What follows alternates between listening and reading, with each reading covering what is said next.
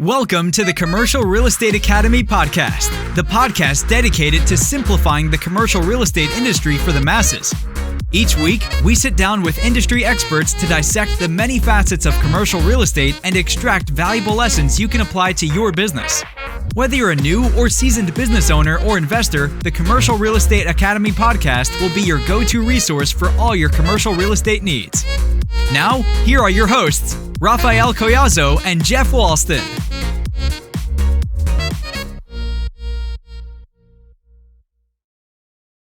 Welcome to the Commercial Real Estate Academy podcast. I'm your host, Raphael Collazo, here with my co-host, Jeff Walston. How's it going, my friend? It's going great. How's everyone else doing out there as you're driving, listening to this? Everything's going well. Business is going great. About ready to finish up a bunch of my projects all at once. So that's really exciting. But other than that, everything's going. What about you, Raphael? How's it going over there? Yeah, everything's going well. I've been doing a lot on the leasing side as of late, which has been great. A lot of retail leasing, and I've been doing a little bit on the industrial front as well. But overall, it's been solid. I'm getting married here soon, which you're going to be there to celebrate with us as well. So, yep. Looking forward to that. And yeah, life could not be better, I say. And even if I had things going on that weren't that great, I'm sure that there's so many more positive things going on in my life that. You choose to have the glass half full approach. So, but just speaking of just a phenomenal conversation, and I don't take this lightly because, the things we talked about in this podcast episode were just really, really interesting to me. And, Christopher Jerjian, who is the founder and CEO of Kiwi Offices, he was also a broker for many years on the office leasing side. But really what we focused on within this discussion is, what got him interested into the commercial real estate business to begin with. He had come into the business after, studying economics in college and then got into the commercial real estate business. We talked a little bit about his transition into the smaller office concept. He had operated within the larger scale of office leasing for many years. And he had talked about how with each subsequent recession from the 80s, 90s, all the way to the 2000s, the footprint that office tenants were looking for began to shrink. And, he identified the strong need to find smaller office opportunities within the marketplace. And so he took on that mission, and he ended up starting Kiwi Offices, which is a provider for these smaller office concepts where you can lease space, a small office for month to month or, up to a year commitment. So, he's had a lot of success in that in his market of New Jersey. And so we kind of touched on, some of the struggles that he faced early on, some of the obstacles he was able to overcome. And now that he's on his third project, some of the struggles now he's facing with getting, the construction side, figured out. He started the third project just before COVID in 2019. And so he kind of shares some of the things that, he's had to deal with since then. And hopefully he'll be live here with his third project here soon. And then finally, at the end, he kind of shared some insights for landlords. So if you own an office building or you own another building, what are some of the things that you can do in order to repurpose it so that you can actually attract some of these types of tenants to your building as well. So I thought it was a very insightful conversation. Obviously, Jeff and I, we talked about this concept in the past. And so we were kind of just going back and forth about different ideas that obviously were of interest to me and Jeff over the last several years. And so I found a lot of value in this particular podcast episode. What about you, Jeff? Yeah, Chris, great guy. I like how he was, giving back as giving all those tips and tricks for people who would like to start something like this and revamp their building in a way to get more tenants in there, but help with the cash flow and everything. It's, in my opinion, an ingenious way. So I like what he had to say and what he's on to up there in New Jersey. So I can't wait for everyone to hear the podcast. Also, I always say this part is the show is free, but we do have ask you for one thing. It's kind of the price for the show is to recommend our show for a colleague or anyone that's interested in commercial real estate. We would highly appreciate that. And then if you guys think about anyone who would be great or you would like to hear on the podcast, please reach out to Raphael or myself, get in touch with us, and hopefully we can get that person on the podcast to, give you even more value to our podcast. Oh, for sure. No, I couldn't agree more. And obviously we greatly appreciate the support that we receive from you guys ever since we started the podcast. The best vote of confidence for us is if you share it with another individual. I mean, our goal is to reach the broadest audience possible, and we would just want to make sure that, we're able to do that. And one of the best ways to do that is to make sure that, people within your life that you think would gain value from this podcast, please go ahead and share with them. Because I think that, they may very well gain some value from it, and hopefully it impacts them in a positive way going forward. Another thing we'd like to ask is, one of the things that we always are shocked by and obviously honored by is the 5-star reviews we've received. I think we have over almost 60 reviews now on the podcast, which is amazing. And obviously it makes a huge impact in people's decision to initially listen to the podcast. If you see a podcast that has a lot of positive reviews, it'll make them think, oh, okay, let's take a listen to this. And, the goal at that point is to retain them as a listener. But, one of the best things we could possibly receive from you is your vote of confidence in review. So if you haven't already, don't do it if you're driving right now. We want to make sure that you keep your attention on the road. But if you are, able to, please stop by Apple Podcasts or Spotify and just leave us a 5-star review. It really would mean the world to us, and, we would greatly appreciate it. So again, thank you all so much for listening and engaging with the podcast. So without further ado, let's go ahead and dive into the podcast. Well, hey, Chris, great to see you this fine afternoon. Likewise, gentlemen. Yeah, thank you for coming on the show and taking the time. We appreciate it. I'm excited because, I haven't been on too many podcasts. So No, we're sorry, Jeff. No, we're excited to host you, man. I think you've got a very unique background. You've had a wealth of knowledge in the commercial real estate space, and we had talked briefly offline about some of the projects that you're working on, and so I'm interested to kind of dive into some of that as well. And I think you're really going to be able to provide a lot of value to our audience. So what we typically do when we first get started with the interview process is we like to learn a little bit more about the person that's across the table from us. So if you don't mind kind of sharing your backstory, I think that'd be great. Yeah, I've been in the business 35 years and predominantly in office space and leasing office space. And I had a huge project in Hamilton, New Jersey, which over the years I sort of developed. And it was basically doing large deals in the 90s, 80s and 90s. And then, every recession cycle, we've seen sort of a downsizing in the size of deals that we've been doing over the years. So it originally would have been like 15, 20,000 square foot office leasing, sort of 5-10 year deals. And then it became 10, 5. And I would say after 2008, it became sort of like 3,000 to 5,000 was tough to find. And when I say find, because it was basically you were stealing from one building to another. There weren't new tenants. Pretty much existing clients who you're trying to bring over to your space. And I started wondering that, is this really what I want to be doing? Because the margins were thinning out and, it becomes unpleasant when you're stealing tenants, and it's all based on numbers. It just doesn't make sense from a sort of a business strategy. And, there's no sustainability to it. And then in 2014, we had a 30,000 square foot area in one of the buildings we had that was vacant for 4 years. And I said to my partners, look, I get calls every day for small space. Let's build small space. That's what the market wants. So we built small space there. And within 18 months, it was fully leased. And I knew that I was onto something when we did that. And so we bought another building in Mount Laurel. And then my partners didn't want to come with me. They were retiring, they wanted out. So we sold the big project we had in Hamilton. I took over the Mount Laurel project and rebranded it as Kiwi Offices. And that's where the story was born. The first generation was actually in that other location in Hamilton. So I learned a lot about design of the sizes, what clients want, and the sizes became smaller. So sort of I termed it studio offices for lease, and Mount Laurel was filled up as well. And to this day, it's full.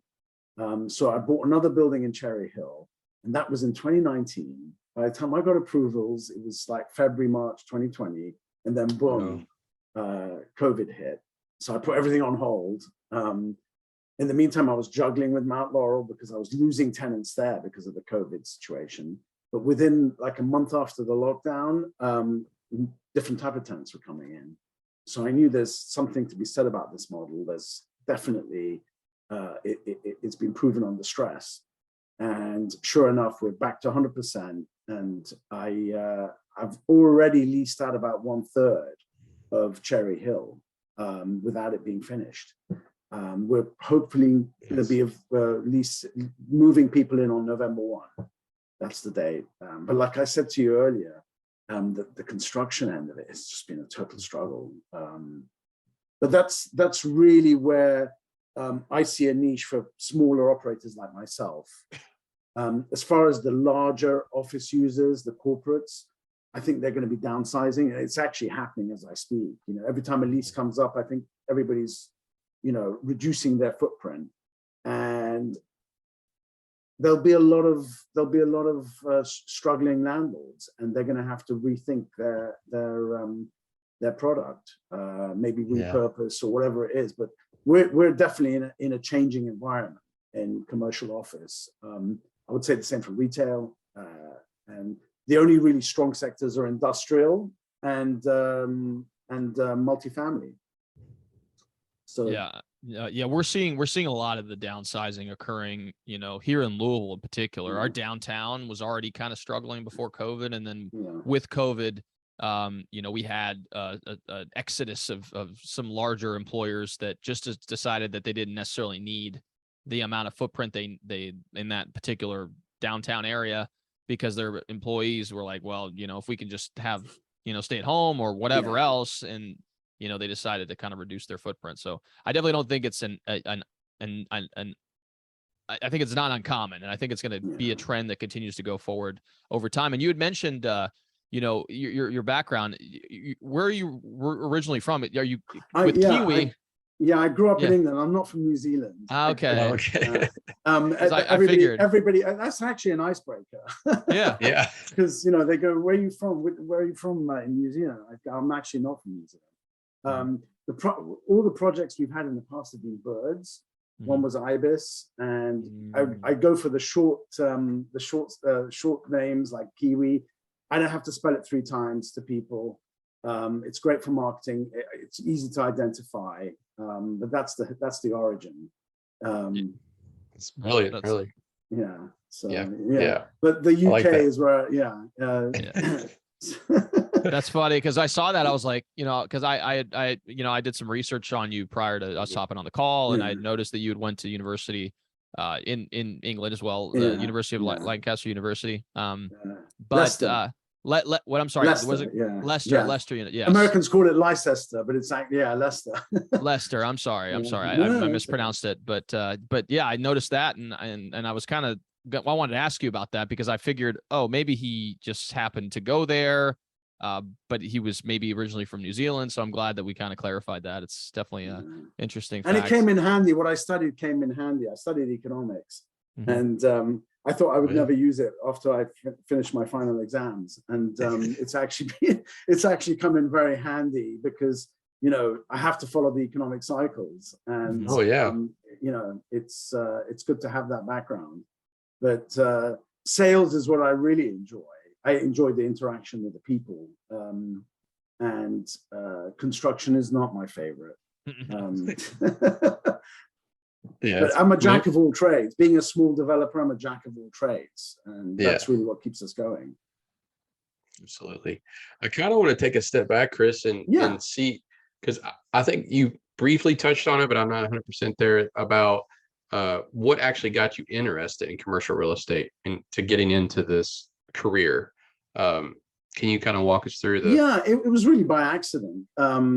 I never sort of originally thought it out. It was an investment that I got involved in initially, and it sort of went from there.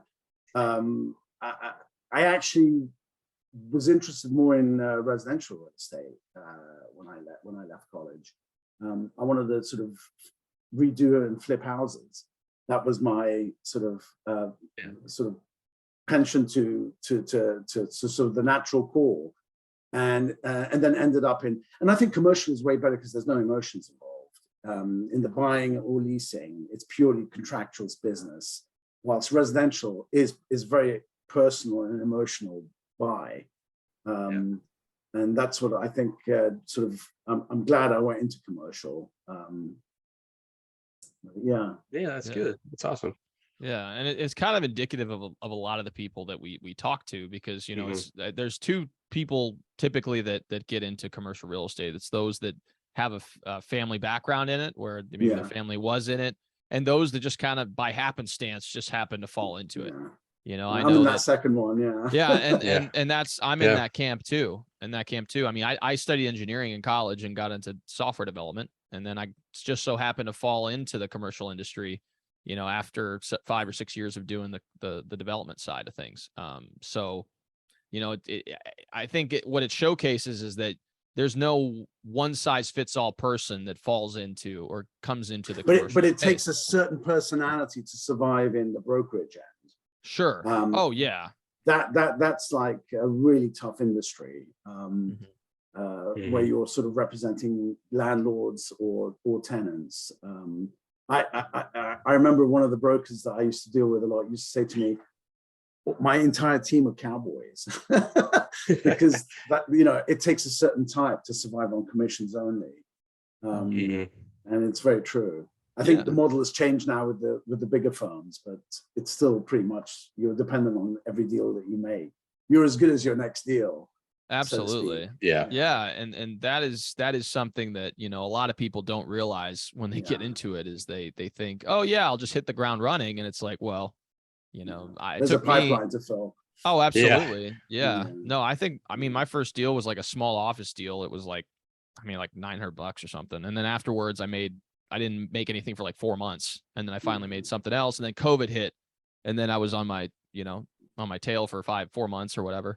So it's a brutal startup point. And so maybe if you could touch on, some of the early struggles you faced in that time frame when you first got started, what are some of the lessons you learned, and maybe how do you overcome those obstacles? I think our industry, the office leasing industry, it's very, very archaic. It hasn't really changed that much in the years I've been in the business. It's literally the same model. You have your brokers, landlord reps, tenant reps. Landlords really don't get involved in marketing as much as just running their operations.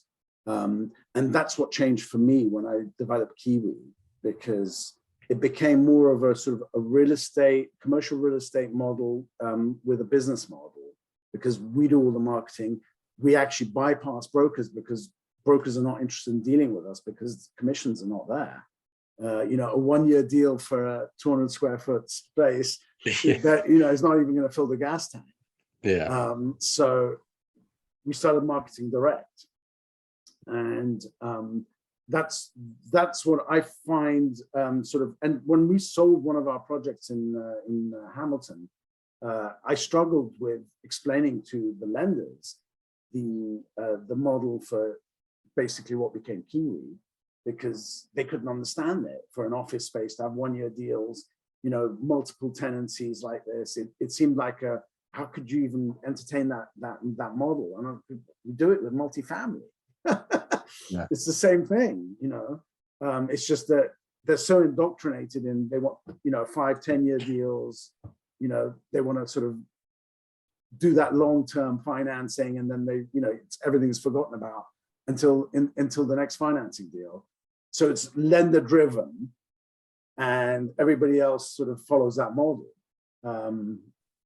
So I've kind of found new ways of trying to finance the projects, smaller banks who you can explain the model to, and it makes a lot of sense, and the margins are better, and there's more cash flow, and there's also actually a lot of velocity to the deals. Like if you lose a a 5,000 square foot tenant in a building, you're going to wait maybe 6 months to 1 year to, to fill that space up again, maybe longer. Whilst, when we lose deals, there's another deal that just fills it in because there's a demand for it and it's ready-made, it's ready to go. Are you seeing with the Kiwi offices, like as far as tenants goes, are they more so like startups, like someone who's coming from their house to now going into maybe I need an There actual are office? that's one segment, but there's a multitude of segments of the client base. It could be, it could be someone who's working from home, doesn't want to work from home.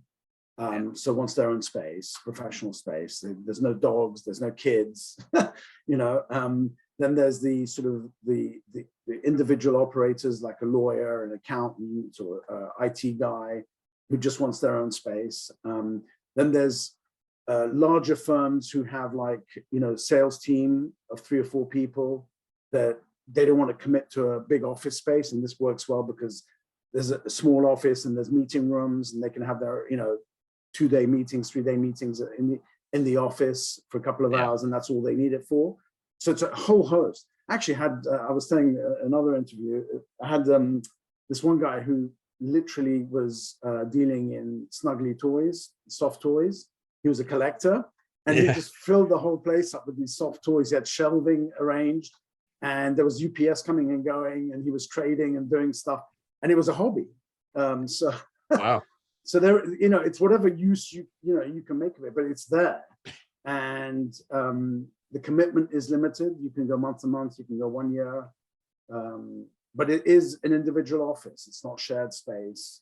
The only shared space we have are the conference rooms. And that sort of is done on a calendar that everybody shares. And you go and you book the time and place, but it's all included in the price, which is, I think, the biggest attraction of, for Kiwi is that it's a one rent thing. There's no sort of additional billing, things that you don't know about. So it's really worked out well. And it's kind of geared for that small user who wants to know the bottom line. So really my ideal user is the small business person or professional. That's awesome. Oh, nice.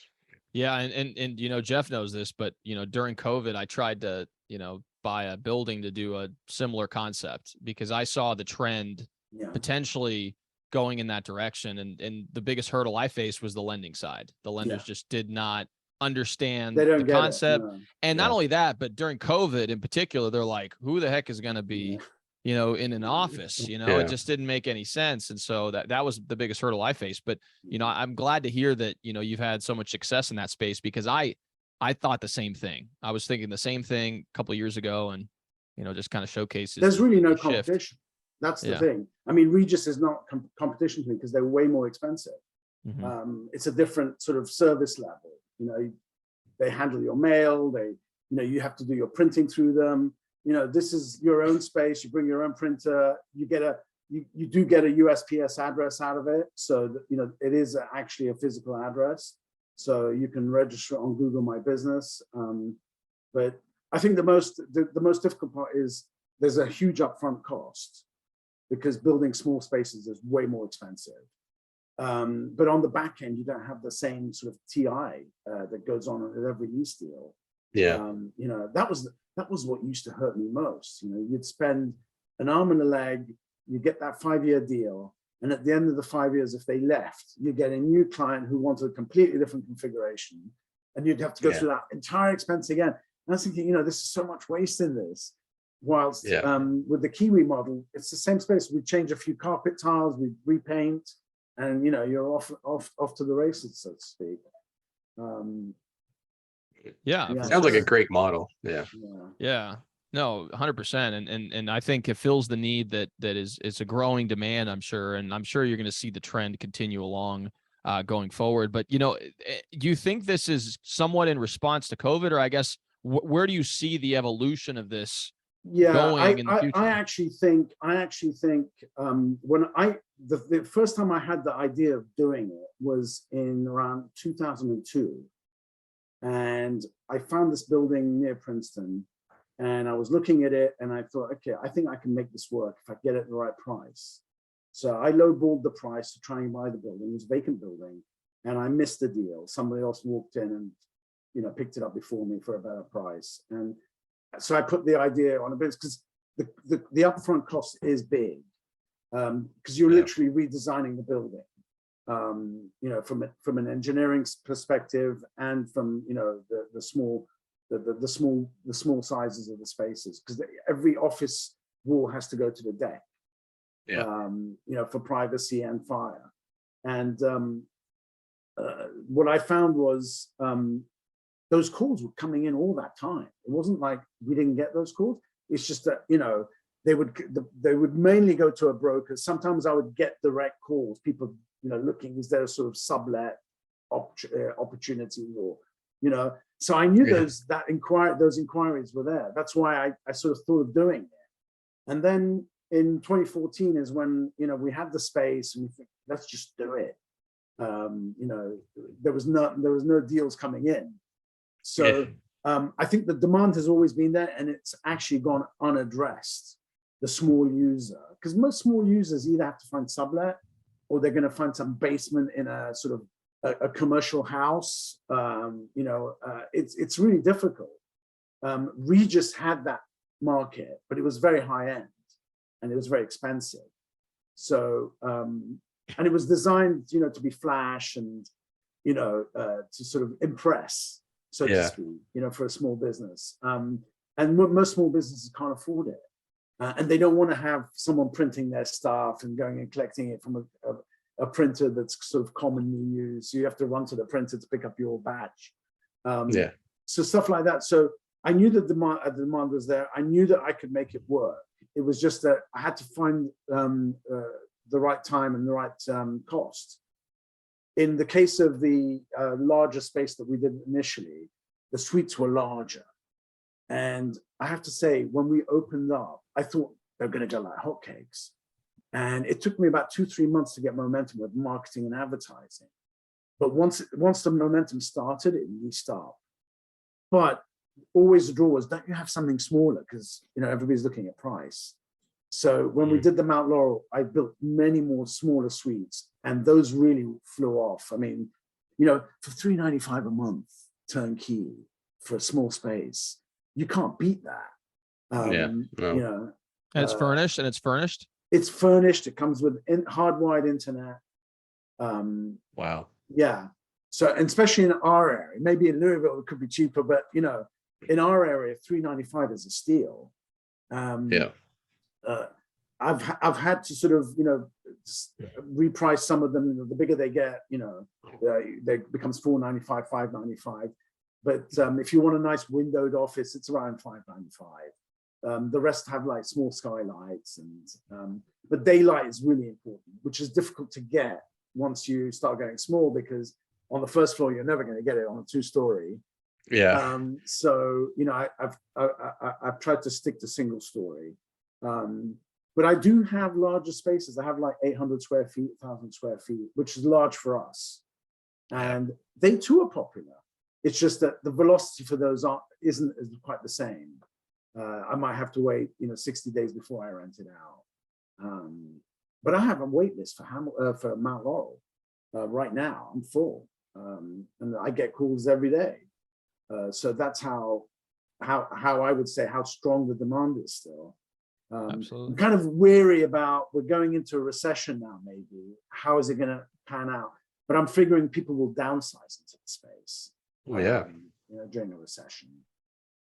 So that kind of, you threw a little like tips and tricks out there. Kind of, so I actually want to ask this is, so if someone who's looking at a building, I'm assuming that you're going to tell them shoot for a single story.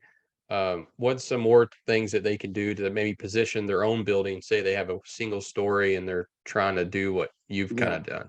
Well, there's a huge learning curve. Remember, this is my 3rd project now. I've learned a lot about the marketing.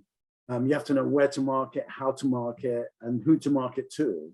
And very difficult to find that. Like, try finding a list of small businesses. It is really difficult, because small business is defined as anything below 10 people. Well, that's way too big for me, for most of the people I'm trying to reach. So And actually, Craigslist is a really good place to market, believe it or not. And especially now that they're charging. If you go into the office space section, you actually have to pay for the ads, which has kind of thrown a lot of people off because when you're used to getting it for free, nobody wants to pay. But it's actually a very good place to market.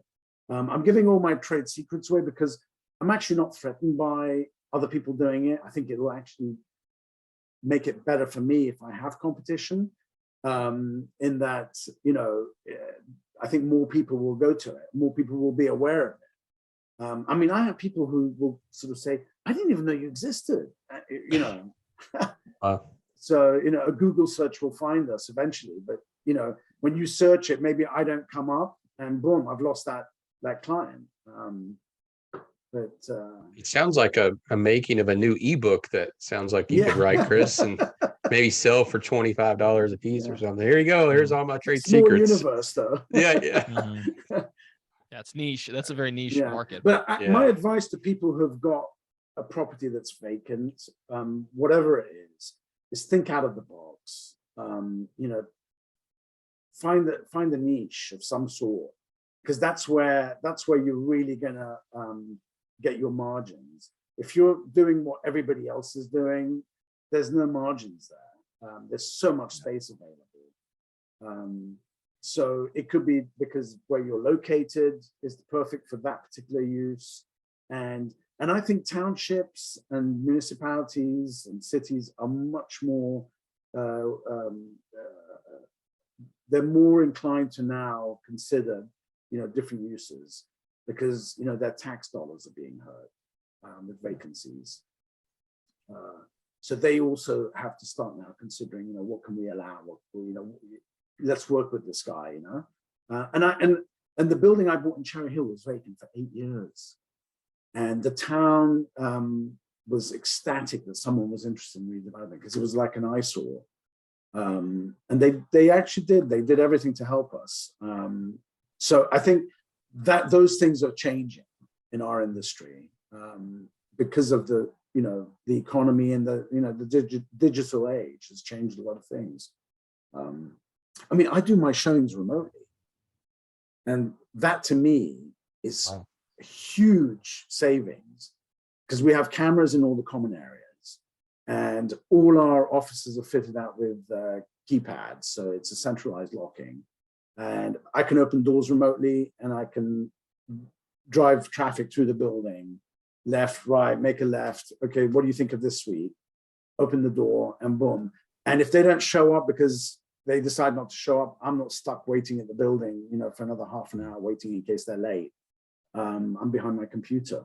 And that to me, is the use of technology at its best, especially during COVID. I was able to show space I didn't have to show up, and when you're renting a one-room office, you're not affecting anybody else.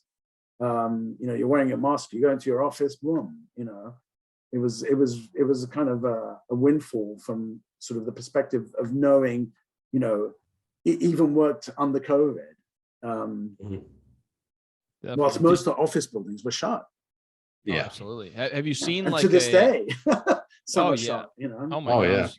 Oh man, have you seen like a community kind of build out of the? Yes, there is an ecosystem. When you have lawyers and accountants, they start talking, and when a new tenant comes in, I'll make introductions to people I think they'd be interested in meeting. So I'll do it, by email. You might be interested in knowing who this is, that's my business cap comes on. So I'm not just a sort of a real estate developer. I'm actually an entrepreneur, is what I would call it, and I think that's why I love the space I've got right now. I'm enjoying what I'm doing. I'm thrilled by the sort of if you go on my LinkedIn, we have to. I don't know if we're linked, but if you go on my LinkedIn, you'll see I have over 50 or 55 recommendations, and they're all prior tenants, existing and older tenants. So I've got that, which in our industry is also unusual, because landlord tenants usually have that sort of barrier. I look at them more as clients than I do as tenants. Definitely. Well, that's a great insight. That's a great way to look at it too, because then you provide service, you're providing service to those individuals. So that's awesome. One thing I'm curious about is, obviously you learned a lot over the last several years of doing this, and I'm sure there were some very high highs and some lows as well through that experience. So what advice would you give yourself if you had to go back to, the time where you decided to take on, your first project? I should have done this 10 years ago, 15 years ago. I should have started way earlier. I would have had way more sites, and it would have been a bigger brand. And that's what I'm trying to do. Everything is, I've standardized everything. The colors, the look. So a bit like trying to be a Marriott or a Hilton in the office space business, where you know what you're going to get.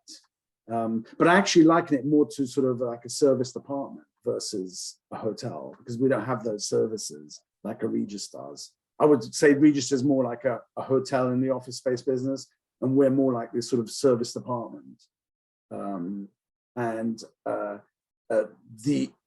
benefits of being in a professional office setting. You're in an office building, someone looks up your address, they see an office building, they don't see sort of, a home, and you're working out of your basement.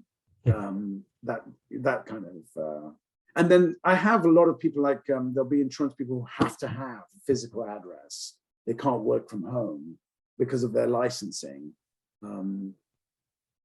I've actually had, I would say at least 20 inquiries from internet automobile dealerships, people who sell cars, who need to have a physical address because that's what the law requires in their state, especially in New Jersey.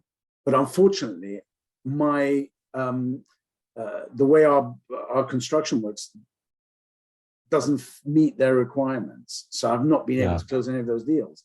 And I try to contact the DMV and ask them, why do you have to have, a firewall for a small space?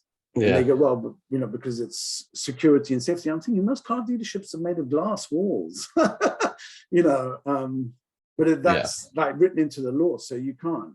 And there are a few buildings in New Jersey that are grandfathered when they changed that law. And I specifically believe they changed it because of the internet, because the law changed, I think, in 2006 or 2007, where they changed the specs so that people on the internet couldn't actually buy and sell cars as a profession. Oh, wow. Yeah, so it's an interesting fact. Yeah. One of our friends locally owns a car dealership, and he's in literally I don't even know how to describe it. What would it be called, Jeff? It's like a mini office he built. He kind of took like a shed package, like you'd buy a yard. But it's a standalone. It's a standalone. Yeah. A little. Yeah.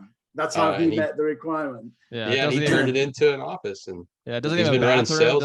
Doesn't have a bathroom or anything. It's just like a little shed. It's like, all right. Yeah. I mean, that's how he got around it. It has been working for what, 2 years, 3 years now? Yeah, several years. I mean, he's had the business since 2016, I think, but he's been scaling since then. But he still has that little office he has, and seems to work fine. And if you don't have that, then you have to pay sales tax, and when you're buying and selling, whilst there's a dealer, you avoid all that. So those are the advantages. But I mean, it's a huge community now, apparently, that's looking for space. But you'd literally have to build your offices with cinder block to be able to have. So basically, the roof, if the roof caved in, your roof shouldn't cave in because your neighbor's roof caves in. So to build something like that would have to be specially designed. But that's a niche. You may be able to charge. You may be able to charge a whole lot more too. Oh, yeah. I'm sure. My office is at 395. The local buildings that had the grandfathering are charging something like between 1,200 to 1,500, because if you that's the cheapest sort of legal space you're going to get.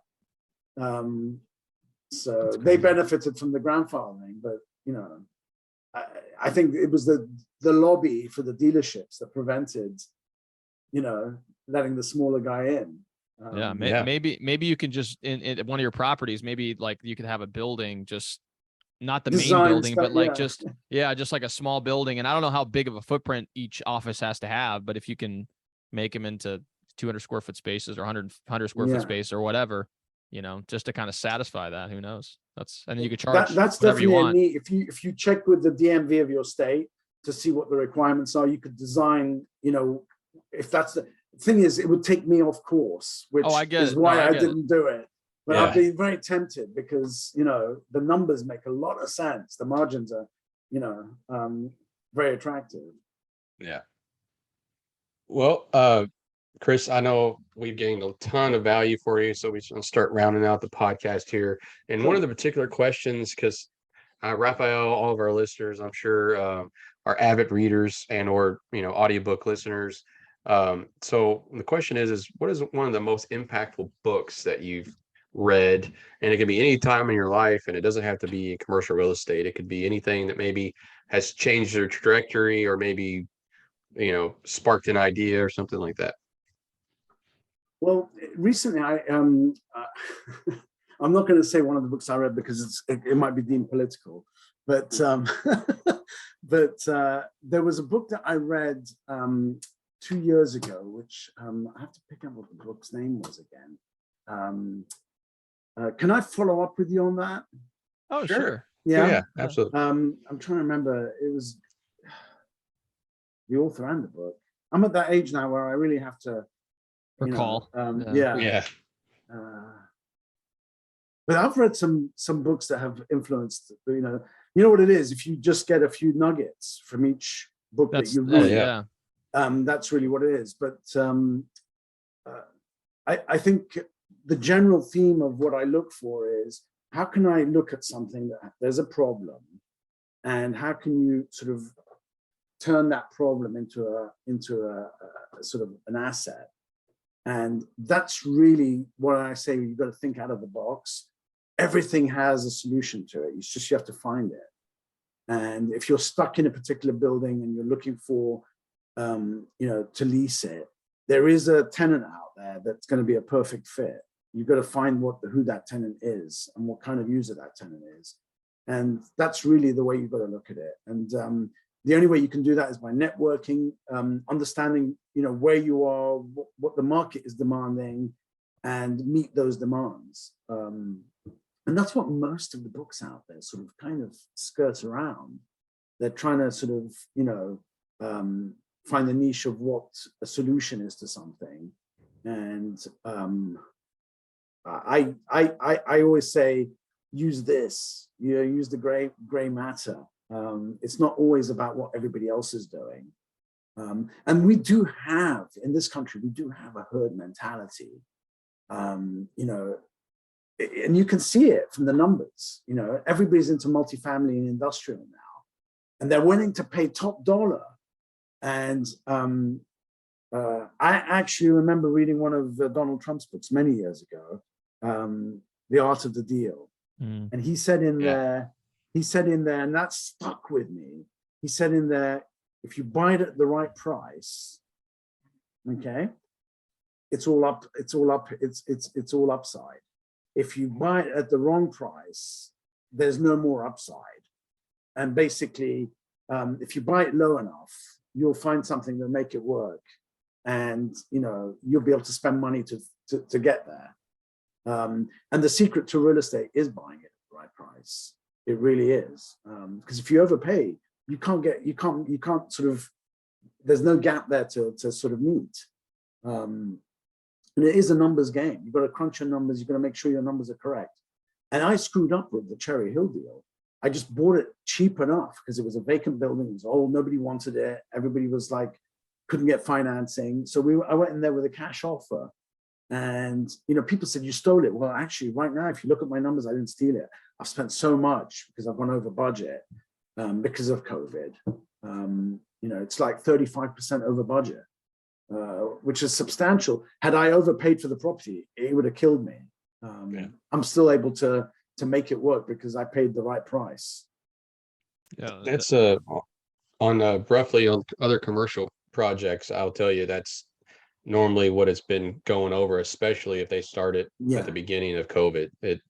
The margins of that overage have been dropping, so now it's maybe 15% typically on a project. So Yeah. I wouldn't sell yourself too Well, short. only 'Cause because you're probably everyone, pricing it better because you're more recent. Mine was the 2019 budget, yeah, and I'm at least 35% over that budget, and Yeah. that's with shopping That's it to about- death and trying to make everything work. It's been brutal. yeah, But it wouldn't be fun otherwise. no, it wouldn't. Well, and it just goes to show the importance of giving yourself some margin when you're doing these things, because we can't predict the future. I mean, we're not fortune tellers. We're not people who, that you don't know if something like who thought COVID was going to happen? I mean, we no one knew until it started getting out of control, and then all of a sudden it is what it is, and we had to respond to it. So, giving yourself margin in life in general is probably a good piece of advice. Well, now with the financing side, the numbers have changed. So, it's like you said, and who would have predicted inflation after, 30, 35, 40 years of no inflation, virtually no inflation. Well, if you print $2 trillion, I think that that'll do it. That'll do it. Yeah, that'll do it. I don't think you have to be an economics major to, And now they're going to waive the student debt. Yeah. Student debt, which is like, yeah. I mean, we I'm sure we could talk about the foibles of those decisions, but for hours. It's funny because someone said to me, the one of the candidates for the British Prime Ministership is a woman called Truss, and they're comparing it to Margaret Thatcher. And I said, well, it's Margaret Thatcher without the fiscal conservatism, because all these politicians just handing out money, whether you're on the sort of a Republican banner or a liberal banner, it really makes no difference. They're all spending. And, I think what attracted people to conservatism was the fiscal part. Yeah, I know. And I'm hopeful that, people start to realize that, you can't spend your way out of a situation. No. I mean, I think there's a certain point in time where you have to realize that in order for us to, provide a better life for everyone in the future, we have to ascend it. I mean, the piper's going to come due at some point, whether you want to just keep kicking the can down the road and not. I'm actually shocked that it lasted this long. Yeah. Oh yeah. They were juggling it, and I guess the dam burst. Yeah, definitely. But yeah, I know. Sure. But obviously, we greatly appreciate your time today. I gained a lot of value from the discussion, and it's great to hear the insights you shared pertaining to the smaller office market, because I 100% agree with you. I think that there is still such an untapped demand for it. And I'm really looking forward to following along with your journey going forward, and I'm sure you're going to have a pretty sizable brand in the coming years. And so we're really excited to keep in touch.